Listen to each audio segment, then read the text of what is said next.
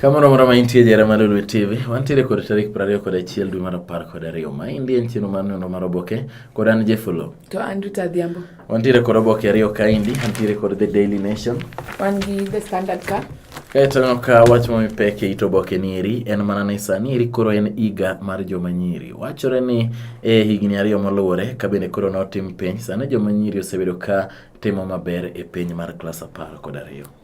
Mano ber. Dongo ni women empowerment osechako chon. From girl child koro dhi maber, moingo boy child. Koro girl child timo maber. Yes. Wano top girl kai iwacho ni Pangani top girl is 2017 KCSE star. Naomi Kirimi ni obedo gi 87 point something to out of 88 points. Naomi Kirimi anane kaendi kawuoyi bende mano kuongo en Caleb Njoroge Maina manero mar Lance High School mano Kiambu County. Aneno ka nitiere mor mogundho. Ito boke mar ariyo kaendi wach mipeke en mana pod ni wacho ni joma nyiri bet kotimo maber kendo en mana mor mogundho ka jonyuol kachiel kod jopuonje gi nyithindo celebrate wach machalo kamano. Waneno kae be wan gi top boy child iluongo ni Kamau Brian Maina. Kapo ni bi ipako nyithindo manyiri, aneno ka nyithindo mawuoyi be KCP cha nowe nyathi mawuoyi oko sana. Godalin Chaimane iwacho wachne kabisa. Onego bed ni jite ko bed ni wuoyi mano kalo maber be imiye the same attention. Ma ok ni wich will kode. Yeah, which kick will kode. Ang'wen kod abich en mana weche go. Kata kamano gima neno ka paro mopogore kaendi. Ma endi en riwruok mag jopuonje mag Knut kod Kuppet. Motelo gi kod Sosion gini wacho ni gakelo misori. Giwacho ni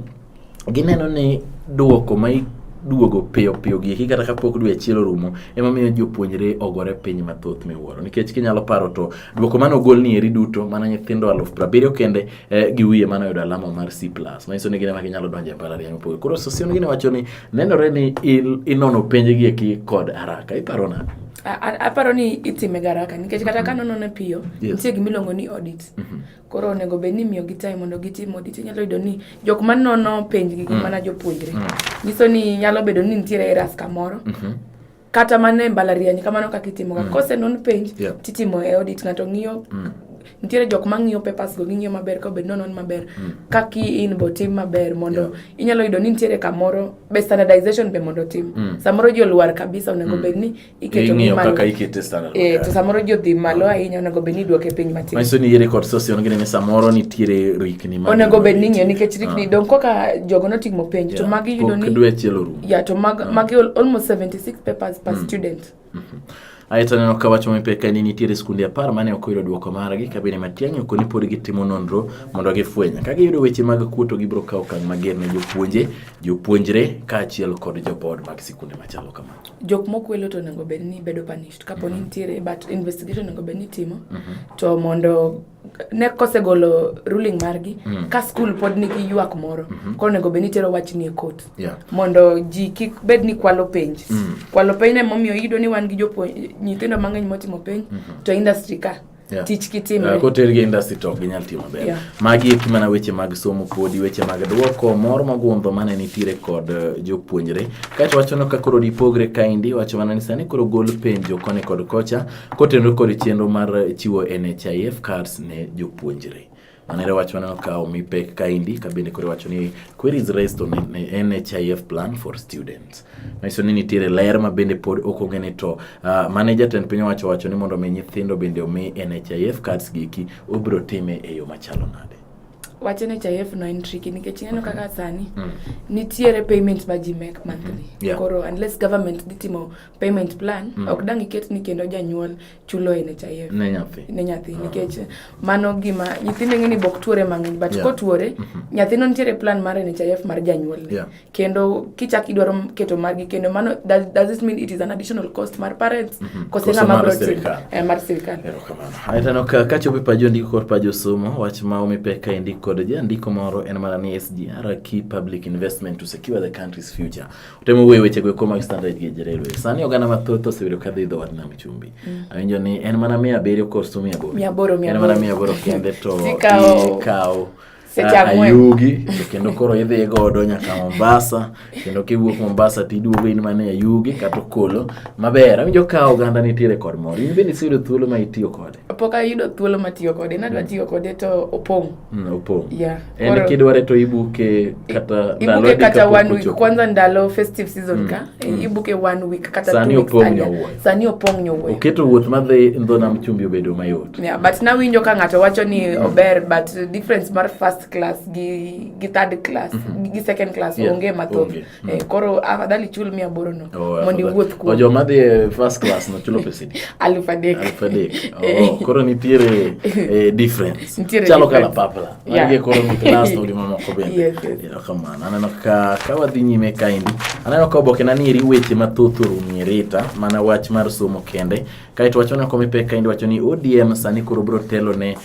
watchdog teams duto mag od bura jo ODM NASA en riwruok riwacho ni thoth kombe imiyo jo ODM aneno ka Abdul Samad Sharif bende ne omiko mar Public Investment Committee ne jakom makamano watch no tek no selose but aneno ka ingeni watchdog teams gi onego be ni mostly bedo headed gi opposition nikech their role is to make sure that the government is performing to gima aneno ka kethore sani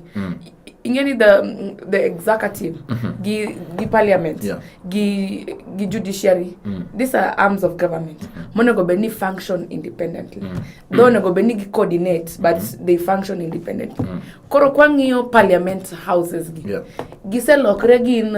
nyithind executive nikech yudo ni gik magi executive wache magi dwa ni but onego be ni gi function separately koro wageno ni mondo gini kikel chwanyruok e NASA nikech NASA be nigi agenda but aneno ni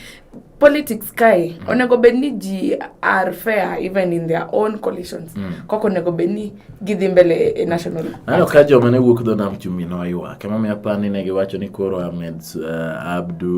Swarif mondo miyo me komniri mondo jo Mombasa bende kik bede ne giwacho ne gin bende gise support jo ODM ahinya for a long time paro ni ne gima ber mondo miyo me gikom ya mano to koro ber yes koro ka wan gi en mana wach penj but iwacho ni nyiribo perform kama bere wach kwano gino ka gidwa donje technical ndira gi oboke gi kimaindi wacho ni students go high in maths to mind ya to ni kizungu koro neno rene jo timuro kata jo ndiko oboke ngato ka ngato analysis onego be ni team moro ma gima ene modwaro wuon nikech kiyudo oboke gi kito kata nyoro ne wan go oboke ma wacho gino pogore gi gima mind but neno ka nyiribe dwa donje technical institutions nikech most of them gidwa timo engineering gidwa timo medicine. I think that is a good thing mondo koro kik bed male dominated nyaka wajiw joma nyiri joma chube ne nyaka wajiwa duto na wacho nano kane kanyo en mana wach mar Gideon Moi nieri iwacho ni why Gideon Moi is Rift Valley's sure bet for 2022 ipane wach nieri odi bet nade otekine no kata mane inauguration team nwaneno ka Gideon Moi ni no dio mowelo yes to waneno ka Uhuru Kenyatta ok nyal kelo welo to Ruto bok nyal kelo welo wan gi Amina Mohamed monego bed ni ene ma odio mowelo ene jateni go mabaro bech matimore piny to Gideon Moi ni en onge position mo en senator mabaringo to duogo mochako ka VIPs mamero nano ka okay question marks mapeke wacho ni to bin ike romo mabende Kenyatta osebedo ka bedo godo kod Moi bende osebedo ka oganda question ni to gin romo machalo nade ang'o ma giloso to be the same thing minyalo neno ni the one Uhuru Kenyatta siasa ka en Moi nikech ene manokelo koro ngeni it's time maro nego beno duogo lwete koro Gideon Moi ni is I'm very sure 2022 odhi miyo Ruto headache nikech gimwaneno ni idwa soe obedo groomed to chalni Kenyatta be is also for it onge wach wabro neno wach machalo kamano aneno kama dong giri chienge machuok kende to donje nyasi mag Christmas en wach mane ma de miyo oganda wa watch Christmas ni wang ni waneno ka joko mor sana nikech kineno igani jiboko loso pesa mang'eny weche siasa osebedo mathoth ahinya gima nyalo wacho mokwongo siasa gima important e ngima waka but okonyiso ni ok wabed kanyakla achiel ka jo Kenya